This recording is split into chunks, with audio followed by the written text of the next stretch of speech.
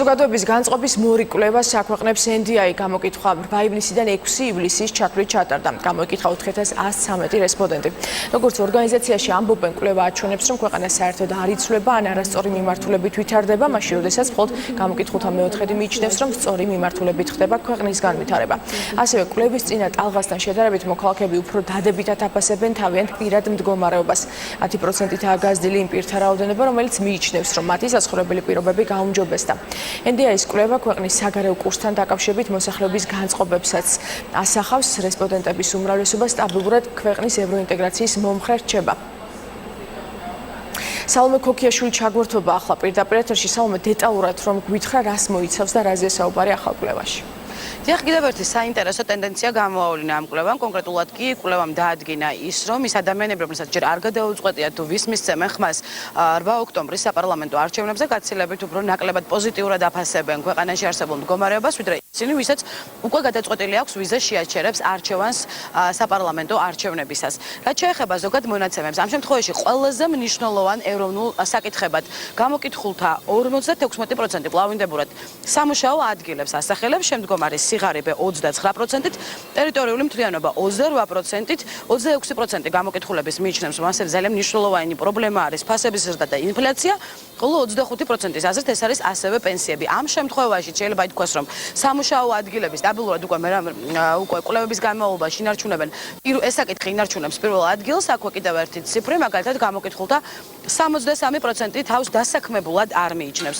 რაც შეეხება იმას, თუ რა შეიცვალა უკეთესობისკენ ან უარესობისკენ 2012 წლის საპარლამენტო არჩევნების შემდგომ, მაგალითად გამოკითხულთა დიდი ნაწილი მიიჩნევს, რომ მათთვის გაცილებით უფრო ხელმისაწვდომი გახდა ჯანდაცვის სერვისები. ამას ამბობს გამოკითხულთა 55%, 42% მაგალითად მიიჩნევს, რომ მნიშვნელოვნად არის შეცვლილი და გაუმჯობესებული მდგომარეობა სიტყვის თავისუფლების მიმართულებით, ასევე გაუმჯობესდა გამოკითხულთა ერთი ნაწილის აზრით განათლების სისტემაში არსებული მდგომარეობაც.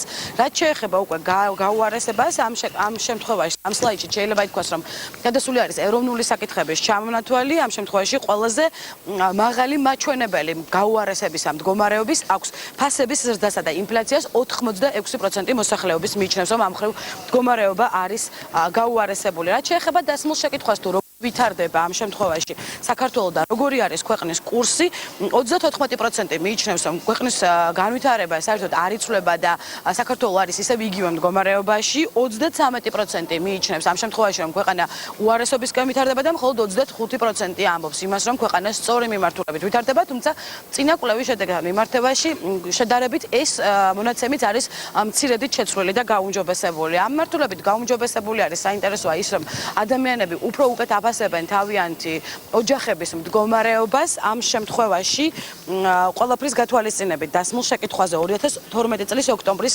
შემდეგ თქვენი და თქვენი ოჯახი შედარებით ხართ, 17% ამბობს, რომ უკეთ იგივე მდგომარეობაში 51%, უარესად 22%, თუმცა ამ მხრივ შეინიშნება ერთგვარი გაუმჯობესება დადებით პასუხებთან მიმართებაში. წინა კვლევებთან შედარებით ჩვენ ვხედავთ, რომ ადამიანების დამოკიდებულება და შეფასება არის პოზიტიურად უფრო გაზრდილი.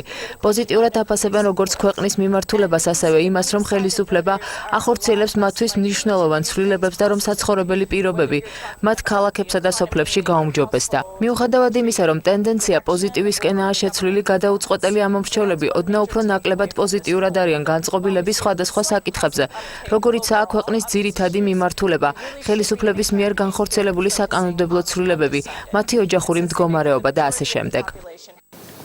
კვლევა დამავდროულად მოიცავს ქვეყნის საგარეო კურსის მიმართულებას და ამ კურსთან დაკავშირებით მოსახლეობის განწყობებს. კვლევამ აჩვენა, რომ ამ შემთხვევაში როგორც ევროპული, ისე ევროატლანტიკური ინტეგრაციასთან დაკავშირებით მოსახლეობას მხარდაჭერა არის სტაბილურად მაღალი. მაგალითად, დასმულ შეკითხვაზე მისაღებია თუ არა საქართველოს მთავრობის გაცხადებული მიზანი საქართველოს გახდეს ევროკავშირის წევრი. ამ შემთხვევაში 72% პლავინდებურად ამბობს, რომ ისინი მხარს უჭერენ ამ გადაწყვეტილებას, ასევე სტაბილურად მაღალი არის ნატოში ინტეგრაციის მხარდამჭერთა რიცხვიც. გარდა ამისა, ასევე არის დასმული შეკითხვა ვიზა ლიბერალიზაციასთან დაკავშირებით. ამ შემთხვევაშიც მოსახლეობის დიდი ნაწილი მიიჩნევს, რომ ვიზო მიმოსვლა ევროპასთან საქართველოს მოუტანს სიკეთეს და ის იქნება ქვეყნისთვის სასარგებლო. რაც შეეხება რუსეთთან ურთიერთობებს, ამ შემთხვევაში გამოიკვეთა ერთი დეტალი, რომ გამოკითხულთა ძალიან დიდი ნაწილი არის იმის მომხრე, რომ საქართველოს გახდეს ევროპულ-ატლანტიკური ორგანიზაციების წევრი, ოღონდ შეინარჩუნოს რუსეთთან სტაბილური ურთიერთობები. რაც შეეხება უკვე კიდევ ერთ სლაიდზე თანხმებით თუ რაც შეეხება კიდევ ერთ სლაიდს იმასთან დაკავშირებით თუ რა კურსი უნდა აირჩიოს და როგორი საგარეო კურსი უნდა აირჩიოს ქვეყანამ ამ შემთხვევაშიც მოსახლეობის ძალიან დიდი ნაწილი მიიჩნევს რომ ქვეყანა უნდა წავიდეს ევროპული მიმართულებით და მხოლოდ თითქმის 1/4-ზე ნაკლები მიიჩნევს იმას რომ ქვეყანამ ევროპულ არჩევანზე უარი უნდა თქვას რუსეთთან ურთიერთობების სტაბილიზაციის ხარჯზე. საქართველოს მოსახლეობა კვლავაც მყარად განაგრძობს ქვეყნის ევროპულ და ევროატლანტიკურ სტრუქტურებში ინტეგრაციის მხარდაჭერას. სურათი ოდნავ სხვანაირად არის ეთნიკური უმცირესობებით მჭიდროდ დასახლებულ რეგიონებში, სადაც ბევრად უფრო ნაკლებად შეინიშნება პროდასავლური კურსის მხარდაჭერა და უფრო მეტად პრორუსული კურსის მხარდაჭერისკენ იხრებიან. იგივე ტენდენცია არის უფროსი ასაკის ადამიანებში 56 წლის და ზევით. ისინი უფრო მეტად არიან განწყობილი იმისკენ, რომ უარი თქვან პროდასავლურ კურსზე. შესაბამისად, ჩვენ ვფიქრობთ, რომ მათთვის, ვინც ცდილობს, რომ გააძლიეროს ქვეყნის პროდასავლური კურსის მხარდაჭერა, მნიშვნელოვანია იმუშაონ ზუსტად ამ ადამიანებთან. გამოიკვეთა, რომ ადამიანები, რომლებიც უფრო კარგად ცხოვრობენ, ისინი შედარებით უფრო პროდასავლურად არიან განწყობილნი, ასევე უმაღლესი განათლების მქონე ადამიანებიც ასევე პროდასავლურად არიან განწყობილები. მაღალი ალბათობაა, რომ ახალგაზრდები იყვნენ პროდასავლურად განწყობილი და ეს ალბათობა მცირდება ასაკის ზრდასთან ერთად, ანუ ხნიერი ადამიანები შედარებით უფრო პრორუსულად არიან განწყობილები, მაგრამ ასევე მათში მაღალი არის ალბათობა იმისა, რომ მათ არ ქონდეთ ჩამოყალიბებული დამოკიდებულება ამ საკითხთან დაკავშირებით.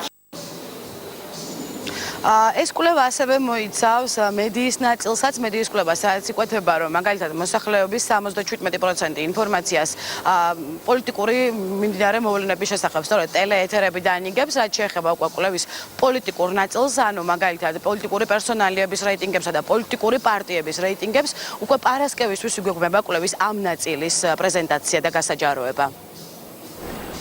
მადლობა საალმე ქოქიაშუმა გაგვაცნო NDI-ის კვლევები.